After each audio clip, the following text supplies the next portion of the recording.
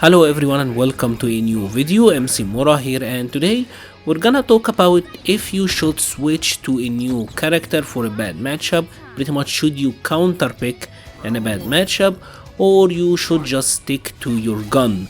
This comes from a question by Kishon on the Discord server, and I found it to be really interesting.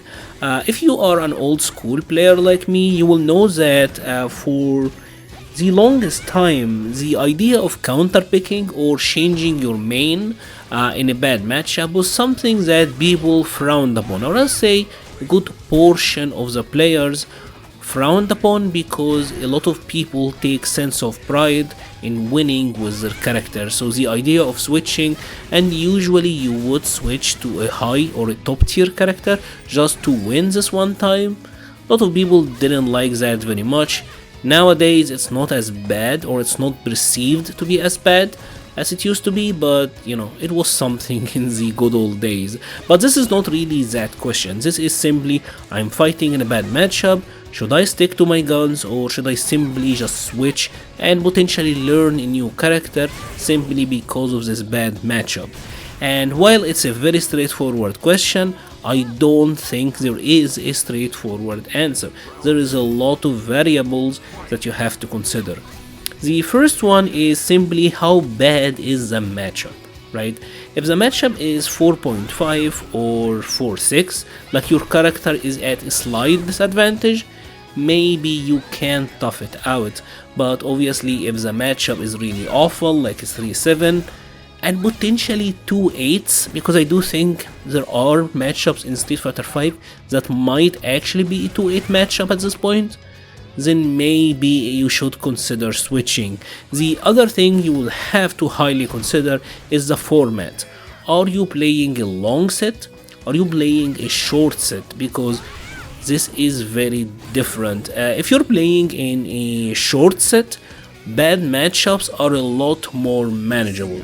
Right, you can, especially in Street Fighter V, because a lot of characters have robbery element to them, the game is very snowbally, so you can kinda manage in a bad matchup while in a short set. But if you're fighting in a long set, the longer the set goes, the more the bad match effect will take its toll on you, and you will find it a lot harder to win.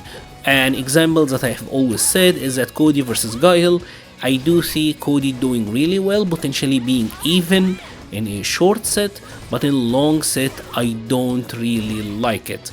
Now another thing that you really have to consider is, how does your character lose this matchup? Because matchups in general in fighting games are bad for reasons. Let's say we're gonna talk about a Zangief versus Dhalsim, right? Why is the match bad for Zangief? Well, it's because Zangief can't get in, right? Dhalsim have very powerful zoning, so Zangief have a very difficult time getting in on Dhalsim and pretty much running his mix-ups, right? This means that as long as the match is in the neutral phase, Zangief is losing. Now this means that Zangief potentially have an edge here, because there is a win condition for Zangief. If he gets in, if he starts applying his pressure, if he starts applying his mix-ups, he can win. So while it's a very difficult matchup for Zangief, it's potentially 3-7 or worse, it's a bad matchup in a way where Zangief still have an opportunity, right? He just need to get the one chance and make a couple of good reads, right? But there are other matchups that are just difficult. For example, a match like Karin versus Ryu, for example, right? This is a matchup where Ryu will find a lot of difficulties in dealing with Karin. If we're talking about the neutral game, well, she beats him, right? And if we're talking about offense, Ryu doesn't have the overwhelming offense that, like, say, Zangief does, and obviously Karin have a really powerful defensive options as well. So it's not a situation where Ryu can get into a position that can just turn the match into his favor. You know what I mean? It's like, especially on mix-up characters or grapplers, characters like Laura, Mika, Alex, these type of characters, while they can have their bad matchups, they do have their tools and situations that can make them overcome them, where characters who just are neutral based and they lose in the neutral, they will find it a lot more difficult to overcome the bad matchups. And obviously another thing that is highly important to consider is how popular your character is and how much does the opponents know the matchup. For example, Poison, while is one of the strongest characters in the game, she is still one of the least played characters in this game, right? And because Poison is not played as much, even though she is, like I said, a tremendously powerful character, you will be surprised by how many people simply still don't know the matchup. So for example, if we're talking about a Poison versus Bison match, right? I believe this could potentially be Poison's worst matchup, and Bison is awful for Poison, but because I don't know why I picked Bison and Poison because they're very confusing. But because Bison is very common, you will have a lot more matchup experience as Poison, right? While because Bison doesn't fight that many poisons and she's not a character that they will run into very often, he will not know how to deal with it. You know what I mean? The more popular, the more common, the more prevalent your character is, the more the opponent is likely to know the matchup.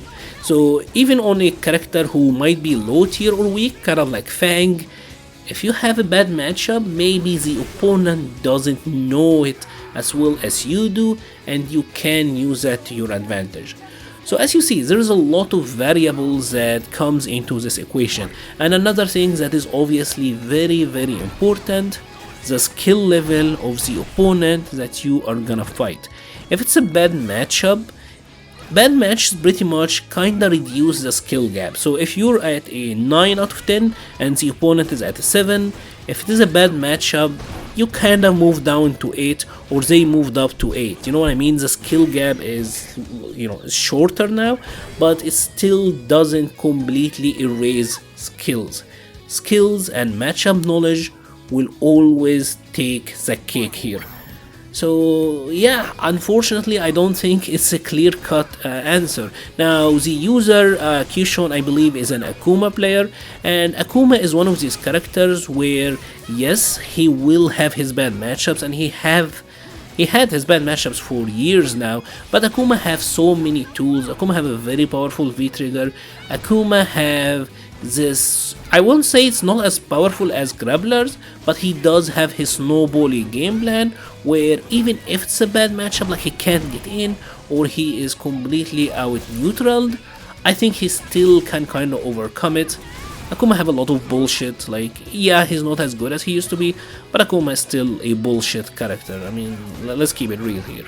Anyways, let me know your thoughts about this in the comment section below. I will be leaving the link to the Patreon page, the Discord server page, Twitter and Twitch pages in the description below. Thank you very much for watching and stay safe.